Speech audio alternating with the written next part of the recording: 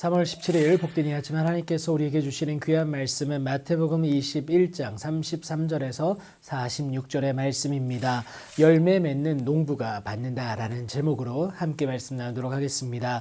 여전히 고난주간의 셋째 날입니다. 예수님은 이제 다른 한 비유를 통하여서 하나님이 주와 그리스도가 되게 하신 예수님 당신 믿기를 요구하게 되십니다. 그 비유의 내용이 다음과 같은데요. 한 집 주인이 포도원을 만들어 산 울타리를 두르고 거기에 즙자는 틀을 만들고 망대를 짓습니다. 그리고는 농부들에게 그것을 새로 내어주고요.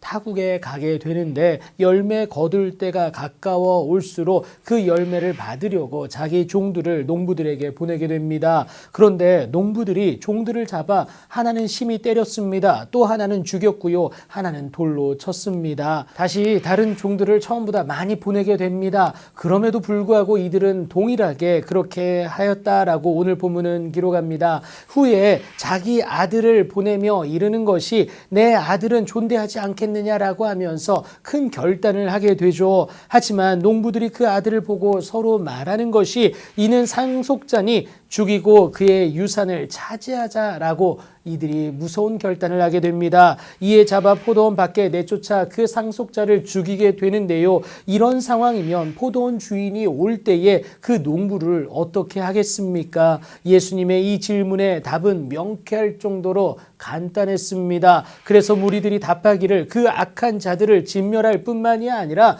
포도원은 제때의 열매를 바칠 만한 다른 농부들에게 새로 내어줄 것이라고 답하게 됩니다. 열매를 맺어내질 못하는데 어찌 그 밭을 맡길 수 있겠습니까? 열매를 맺어낼 수 있는 다른 이에게 맡길 수밖에 없습니다. 그래서 예수님은 아버지의 말씀 따르기를 거부하는 첫째 아들과 같은 종교 지도자들을 향하여서 하나님의 나라를 너희는 빼앗기게 될 것을 말씀하시는 이유임을 여러분 기억하시기 바랍니다. 하지만 처음에는 욕심 때문에 거부하였으나 돌이켜 아버지의 말씀을 따름으로 그 나라의 열매 맺는 백성된 둘째 아들과 같은 세리들과 장녀들이 오히려 그 땅을 받게 됩니다. 사실 우리는 잘못할 수 있습니다. 순간의 욕심이 눈을 멀게 해서 죄에게 종노릇할 수 있다라는 것이죠. 하지만 죄가 주는 쾌락은 절대 지속될 수가 없습니다. 그런데 그것을 지속하기 위해서는 죄에 또 다른 죄를 더하는 것이지 않습니까?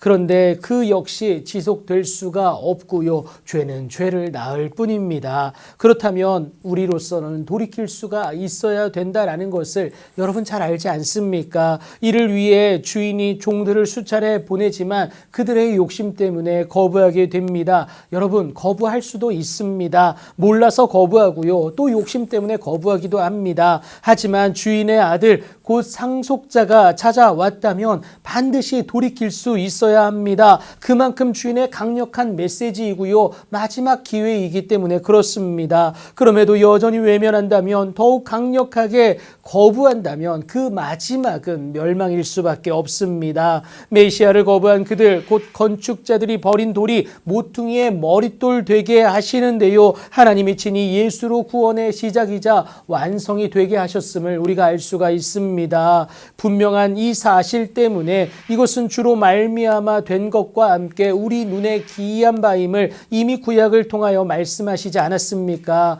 이를 두고 베드로는요. 너희가 십자가에 못 박은 이 예수를 하나님이 주와 그리스도가 되게 하셨다라고 분명하게 선언하고 있습니다. 그 예수를 모퉁이의 머릿돌 대신 예수를 영접하지 못하면 우리가 돌 위에 떨어지는 자고요. 또 이 돌이 우리 위에 떨어지는 것을 절대 피할 수가 없습니다. 결국 멸망이다라는 것이죠. 영생의 은혜를 거부한 당연한 결과임을 여러분 꼭 기억하셔야겠습니다. 하지만 예수로 회개하기만 하면 누구라도 열매의 주인공이 될 수 있습니다. 회개한 자만이 열매를 맺어낼 수가 있기 때문에 그렇습니다. 그렇게 예수로 준비된 농부에게 하나님은 최고의 땅 가장 멋진 포도원을 허락하시는데 하나님 나라의 기쁨이다라는 겁니다. 여러분 회개의 열매를 맺어낸 자가 결국은 그 땅을 받습니다. 그 놀라운 은혜와 능력의 주인공으로 오늘도 회개의 열매를 맺어낼 수 있는 여러분들의 귀하고 복된 삶이 되길 예수님의 이름으로 축복합니다.